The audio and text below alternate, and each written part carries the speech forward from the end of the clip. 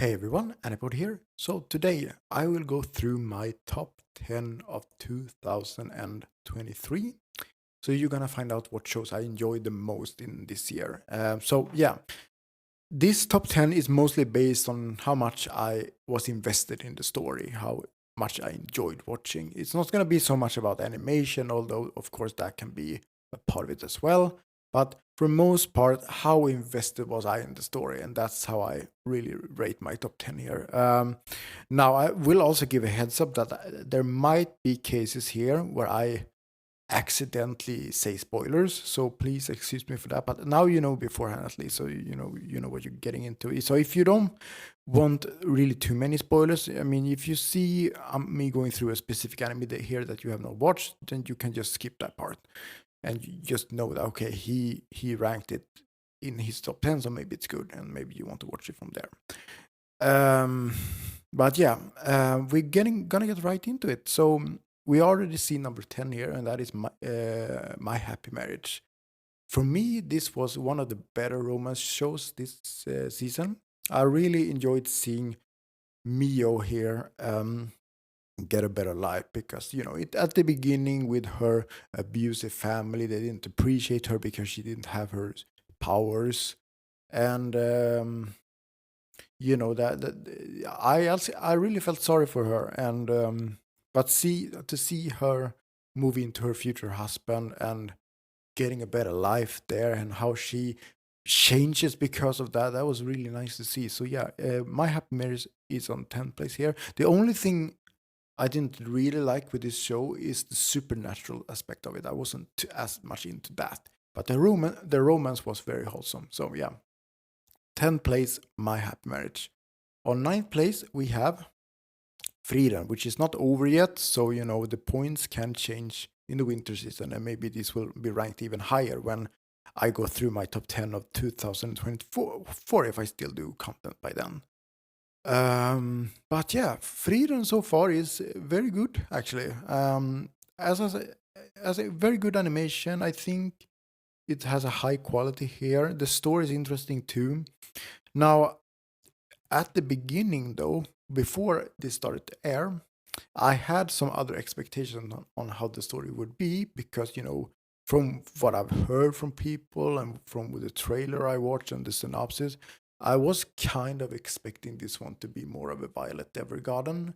We have even call on the BGM here, but for me, thinking about an elf girl who goes through life, and the elf girl she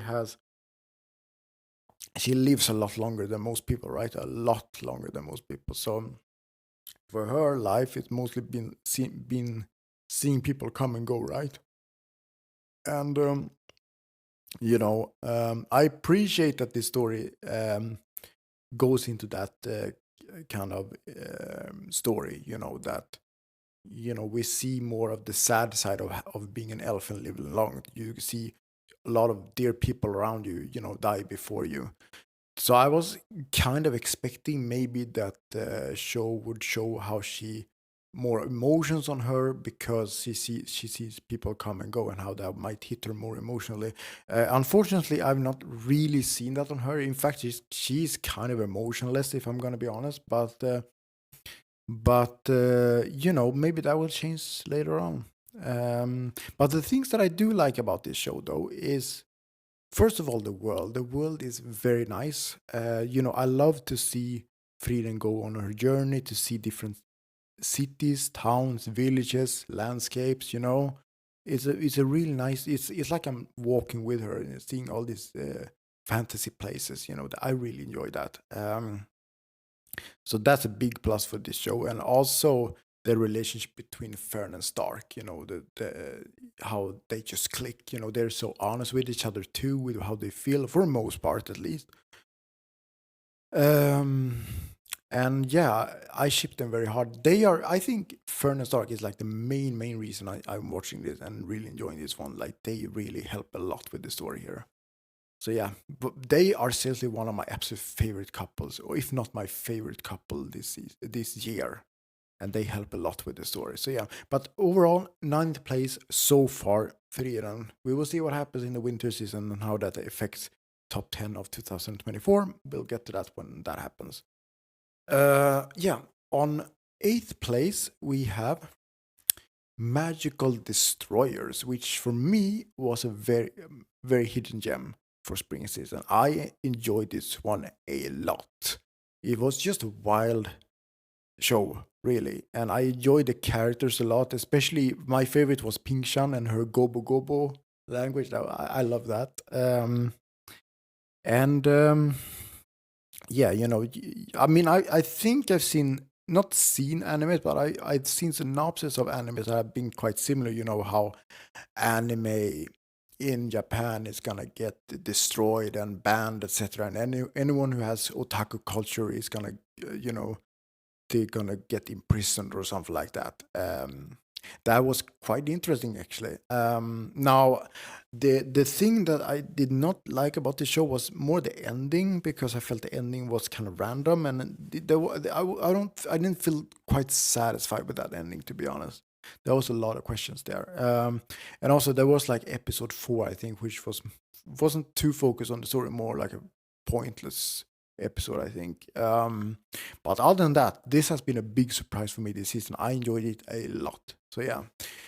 On 7th place, we have My Clueless First Friend, and another really wholesome romance, in my opinion. So the story is basically the girl. Her name is Akane. You can see her here. She's kind of bullied because of her looks, and people think she's scary. She has like dark powers and the Grim Reaper, they call her, etc. And this guy, he believes them. I think he's new in the class, but he just thinks she's cool, and he's like accepting her. He doesn't realize that she's getting bullied, but he's like swifting it to something positive. Oh, you're the Grim Reaper. That means you have superpowers, and you're so cool and cute, etc. And she blushes, and that's very wholesome, I think. I don't really want to spoil too much, but there's definitely a lot of progress at the end. And yeah, this was a very wholesome show. I was worried for a while that it was going to be too repetitive, when he was always going to be like, oh, you're the Grim Reaper, oh, you're so cool. But no, that was quite a good progress here, I think. So I really enjoy this one. Definitely, I recommend this one. On 6th place, we have The Dangers in My Heart. So first of all, for anyone who watched my winter 2024 lineup, I won't be watching season 2 because High Dive made a decision. Oh, we're not going to be available in your country anymore, so I cannot watch it, unfortunately, unless something surprisingly happens at the end. But as it looks like right now, I cannot watch season 2 because it's not going to be available for me. So thank you, High Dive, for that. I was really looking forward to season 2, by the way, but it's the way it is. But I still want to give my love for season 1, which I think was very wholesome. Good quality on the animation, the story. I think the OSTs were very fitting too. And seeing the main guy here, how he goes from being more of a loner, reading his murder case books, etc., and then he gets closer to this, I guess, weird girl Anna Yamada, and how he slowly changes because of her, and he actually starts to care about her more, and his personality kind of changed because of her. That was very wholesome to see, actually. So I just wish I could watch season 2 here, but maybe the manga in the future. But for now, I have to skip on season 2 because it's the way it is. It sucks, but it's the way it is. Very disappointed on that, but it's the way it is. But still, season 1, great. Moving on to the 5th place, that is 16-bit Sensation. So another surprise for me this fall season, actually. Some people that I know felt that the main girl here, Konoha, she was overly loud. Yeah, she was, but I thought that was kind of charming with her, actually. And you can turn down the volume if you think she's too loud. But yeah, she was awesome, and so many old stuff. Like, I'm feeling old watching this one because they show some old computers, old games, and most of them I don't know about, but still, there was still like this nostalgia around this show. Um, that was and just seeing how Akihabara used to be, and seeing even seeing like there's a lot of time travel in this fight, by the way, without spoiling too much, but that was also very interesting, and I think they delivered the story in a very interesting and a good way. There were even emotional parts in this one that I almost made me cry. So at the beginning, I was expecting this one to be more like get slice of life, more episodic, like they're just gonna make games together. When I watched the trailer, but no, this is actually a really good story, and I recommend it a lot. I had a very fun time watching this one. All right, moving on to fourth place, we have The Girl I Like Forgot Her Glasses, which is, in my opinion, one of my absolute favorite romance shows this season. Now, for you guys, I did reactions on the first episode, and I didn't really continue after that. And during the first reaction, I didn't have too strong feelings about this one, because I felt like, well, there is some weird animation. It feels kind of repetitive. But after that, like from episode 2 and forward, this has just been so good and wholesome, and I've just been like, wow.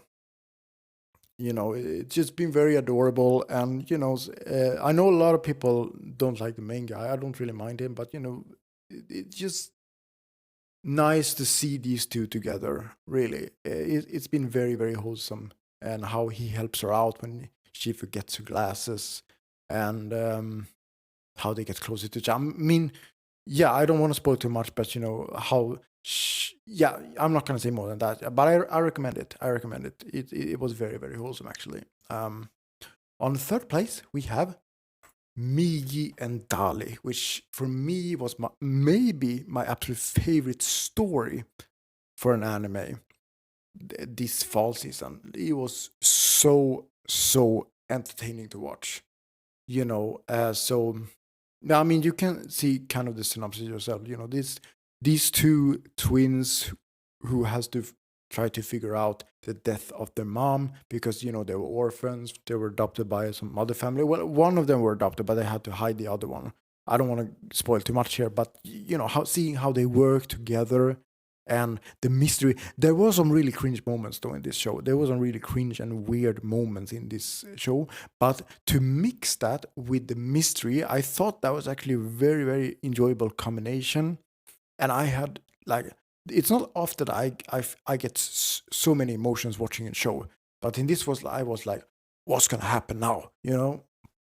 I had so much fun watching this one, and the OSTs were so perfect in this show. I really liked the housekeeper too, Michan. She was awesome. I completely recommend this one, because this one was such a big surprise this season. I enjoyed this one a lot. So yeah, on third place, Migi and Dali.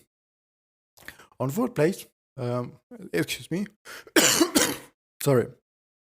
On second place, I mean, we have Mushoku Tensei season 2. And yes, I know some people don't like this show because it's kind of controversial, etc. You don't like the main character and the stuff that he's doing, and I understand that. I'm not gonna defend that in any way. Even I feel like, well, he's going overboard sometimes, but I want to look at the whole part of this show, and for the whole part of this show, it's a really good story. And for people like me who has been watching both season 1 and season 2, there's a lot of character progress on Rudy, the main character. It's not being as bad as he used to be.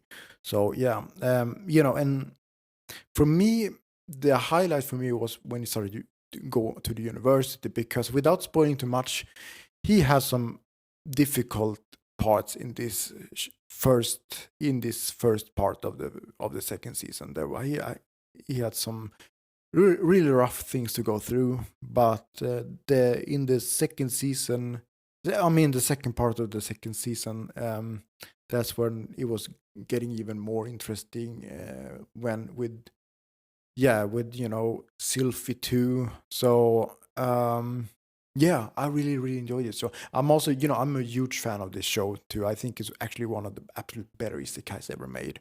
So that helps a lot too. But yeah, second place, Mushoku Tensei season 2.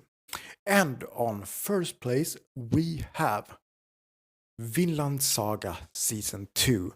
So less action this season, but the character development that we see on Thorfinn has been amazing this season. Because for people who remember season 1, you know how he was all about revenge in his head because of his father's death and Askeladd, etc. It was very emotional for that sense. But in this season, seeing him just be this slave at the farm and see how he changes as a person, also with the help of there is another character, Einar, right? See how he changed as a person, how he gets these regrets. It's for me, it's one of the absolute best character development I've seen on a character in anime.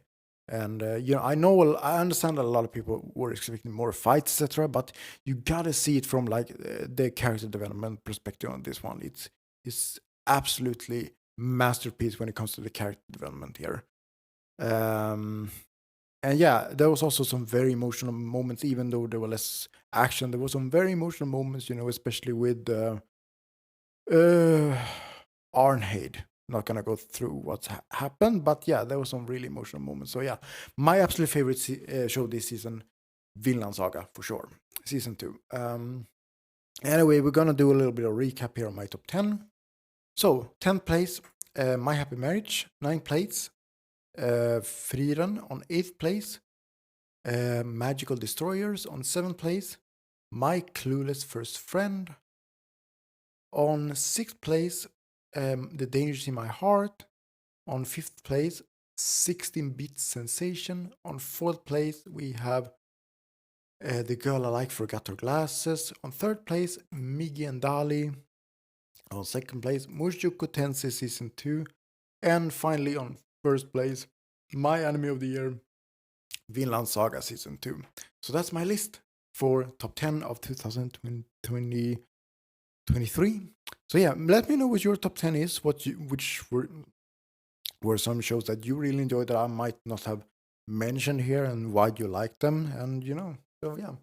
Anyway, I wish you a happy new year, and I see you again in 2024. Have a nice day. Bye.